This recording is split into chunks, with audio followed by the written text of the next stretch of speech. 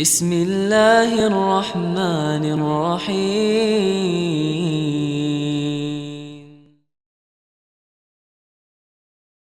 Bismillah, alhamdulillah, wa salatu wa salam ala rasulillah. The question regarding what is wrong with celebrating our love for the Prophet ﷺ, the answer is there's nothing wrong with that. But this question derails the actual conversation that we want to have, which is talking about the celebration of the Prophet's birthday every single year, and what is the ruling regarding that.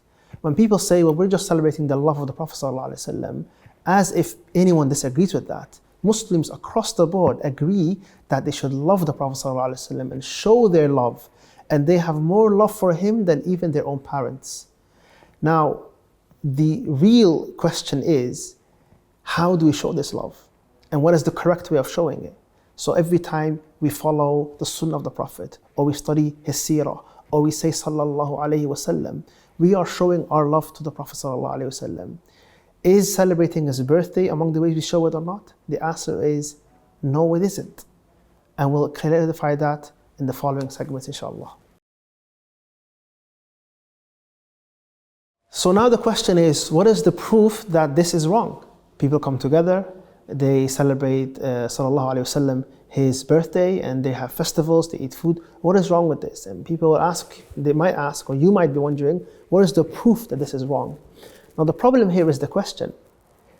When we're talking about acts of worship and good deeds as Muslims, it is the person introducing the act of worship, or the person introducing that which is being done, that is required to bring the proof. And this is very important. If I say to you guys today, there is a sixth prayer we must pray, you're going to ask me, well, what's the proof of that? Did the Prophet do it? Did the Sahaba do it? Is it in our sources? Now, it's not upon the person denying it to bring the proof. It's because our religion has been recorded. We have the Quran and we have the Sunnah of our Prophet ﷺ, and nowhere in there does it say that we should celebrate the day he was born. In fact, there is not a lot of discussion on the day he was born. Allah subhanahu wa ta'ala in the Quran does speak about the day he was sent. Allah subhanahu wa ta'ala speaks about that day, but not necessarily the day he was born. Similarly, the hijrah of the Prophet sallallahu alaihi wasallam is a very big day that the Muslims learn about and speak about. And in fact, the Sahaba decided to make the first year the hijrah, not his birth. Now, does that mean that his birth was not significant? Of course it's significant. It was a great blessing from Allah subhanahu wa ta'ala to send us this Prophet.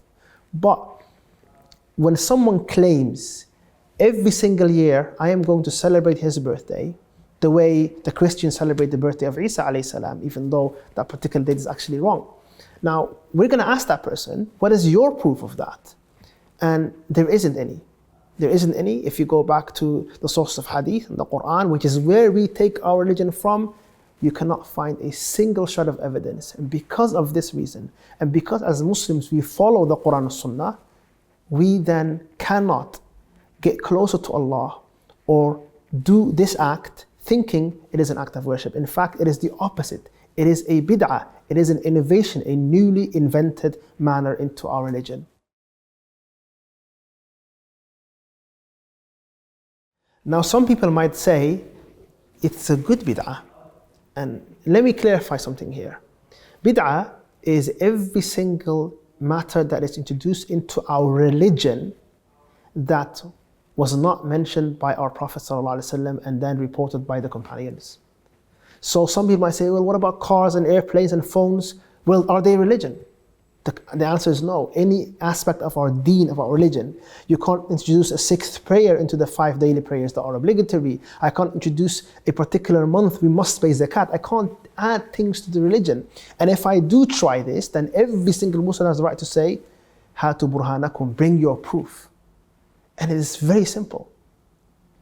This is why, even with our celebrations, we have 2 celebrations in Islam, the 2 Eids. There's evidence for that. They mention in the hadith. This is why we celebrate them, because it's part of our religion. Can we find such clear evidence in the Quran and Sunnah for the celebration of the Prophet's birthday? No, we cannot.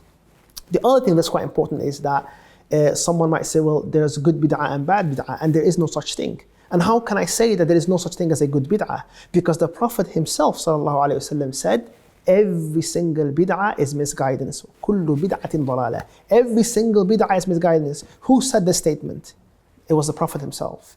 So, and subhanAllah, the hadith that statement is in is a hadith that should be studied by everyone. It really breaks down to you the importance of preserving of religion and only doing that which the Prophet and the companions did. Think about this. The Prophet ﷺ in this hadith, he said, you will see a lot of disunity and disagreement among the Muslims.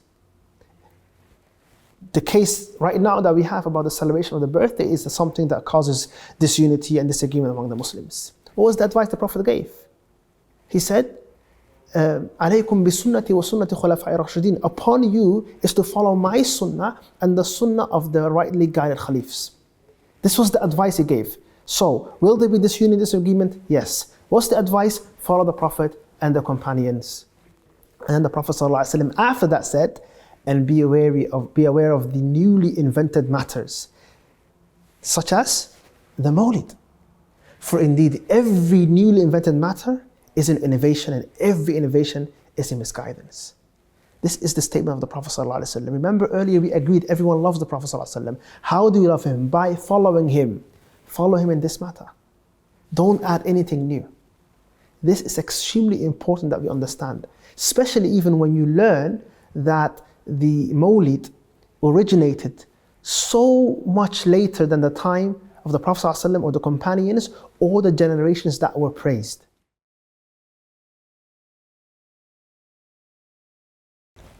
So when did the Mawlid celebration start? It surely wasn't started by the Prophet ﷺ. We mentioned earlier that there's no evidence of that in the Quran and the Sunnah. You can't find a hadith where the Prophet ﷺ said, every single year celebrate my birthday. You can't find such thing from the companions. You can't find such things from the tabi'een. Why is that important? Why do we keep looking towards them? Someone might ask, why do we keep looking at the companions and the tabi'een? Because the Prophet ﷺ himself said, the best three generations are my generation, the one after, and the one after. Now, what is so significant about them being the best? It means they understood the religion the most. We should take our understanding from them, right? The best of this ummah is the early generations, especially the companions. So as long as you're doing what they did, you're fine. The moment you start doing something they didn't do, then no, you're never going to be better than Abu Bakr and Umar. You're never going to be better than the companions. So just stick what they did. Now, what's interesting is you will find no mention, whether positively or negatively, of the Mawlid from the companions, because it didn't even exist. And you'll find no mention from the tabi'een. Not a single tabi'i spoke about the Milad because they didn't even know of the concept. The four Imams, Abu Hanifa, Malik, Shafi'i, and Ahmad ibn Hanbal, they never spoke about Milad. Not that they were particularly against it or for it, it's because it wasn't known to them as well. This is something that was introduced far later. The question is then who started it? It started in the 4th century by one of the rulers of the Fatimi Empire, and he celebrated the Prophet's birthday or initiated that festival alongside other festivals such as the celebration of the birth of Ali ibn Abi Talib, and Hassan and Hussein and Fatima, and also the celebration of the current king or emperor in that particular place. So then later on there were many regime changes, and in the end this celebration was kept, the one with the Prophet ﷺ, and it was also an imitation from the Nasara or the Christians who famously celebrate the birthday of Isa alayhi salam, although he wasn't born in the winter, like we know from the Quran. Anyway, this is the history of it. A Shi'i Imam in the 4th century started it. Not the Prophet, not the companions, and not the Tabi'een. How did they show their love for the Prophet ﷺ?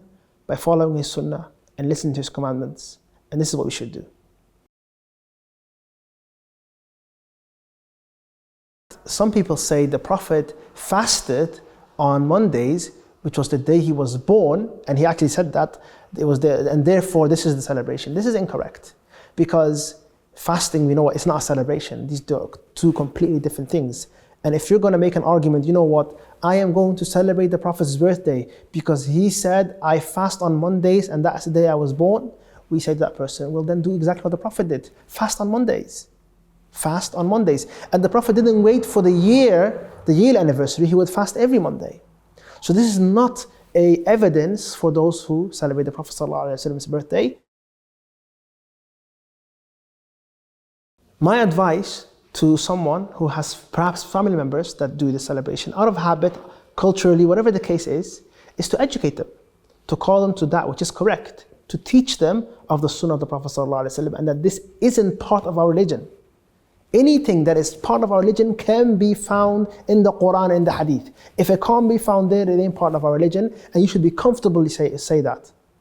But always be kind in your manners, don't be harsh, and don't attend these celebrations as well, because they are not allowed for you to attend. They are haram.